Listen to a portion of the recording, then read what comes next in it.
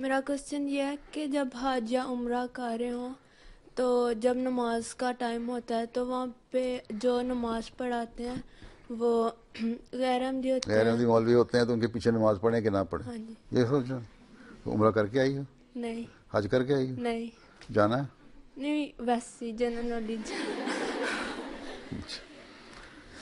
بات یہ ہے کہ وہاں جو جاتے ہیں حج پہ بھی اور عمرے پہ بھی، ان میں سے اکثر لوگ یہی بتاتے ہیں کہ اتنا چانس ان کو مل جاتا ہے کہ وہ علیحدہ نماز پڑھ سکیں. وہاں بھی مختلف فرقوں کے مسلمانوں کے لوگ گئے ہوتے ہیں اور کئی لوگ نماز علیحدہ پڑھتے ہیں، شیعوں میں سے بھی علیحدہ پڑھ لیتے ہیں. ٹھیک، اس لیے کوشش تو یہ کرنی چاہیے کہ علیحدہ نماز پڑھو. ٹھیک ہے، اپنے 4 5 6 10 کا گروپ بنتا ہے احمدیوں کا، تو نماز علیحدہ پڑھو. ٹھیک ہے، اور اگر کہیں اس طرح ٹریپ ہو گئے ہو، بیچ میں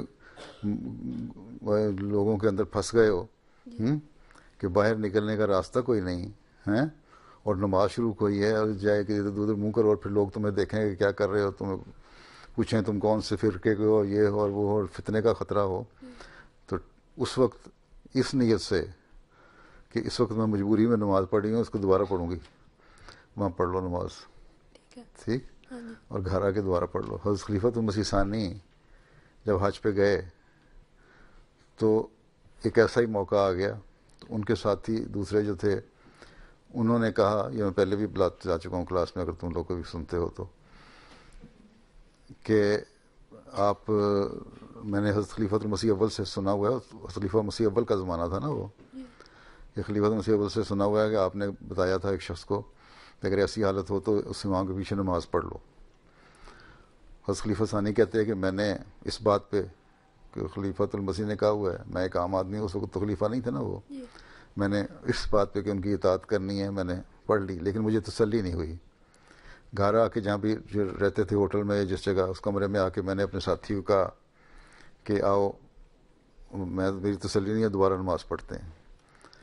ہم نے پڑھ لی. اس کے بعد ہم قادیان آئے تو خلیفۃ المسیح اول سے پوچھا کہ یہ صورتحال سی، میں نے یہ کیا. خلیفہ مسیح اول نے فرمایا کہ تم نے ٹھیک کیا، جس شخص کو میں نے کہا تھا نا یہ کرو، اس کا ایمان کمزور تھا اور ڈرپوک آدمی تھا، خطرہ تھا اس کو، اس لیے میں نے اس کو بھی یہی کہا تھا کہ تم اس صورت میں ان کے پیچھے نماز پڑھ لو، پھر اپنی علیحدہ بھی پڑھ لینا.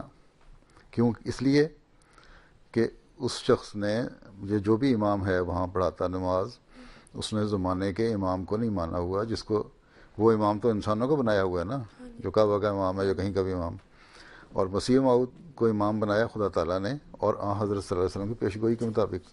ٹھیک، اس لیے جو جان بوجھ کے، بعضوں کو تو پتہ ہی نہیں ہوتا نا، ان کو پہلے بتا دو، جو جان، اور ان لوگوں کو پتہ ہے، ساروں دنیا کو، مسلمان لیڈروں کو تو پتہ ہے نا عظمت سنگھ کا مقام، جو جان بوجھ کے نہیں مانتا امام کو، اس کے پیچھے نماز پڑھنا پھر جائز نہیں. اس لیے جائز نہیں. پہلے یہ بھی یہ بات ہے کہ پہلے حضرت مسیح علیہ السلام نے منع نہیں کیا تھا،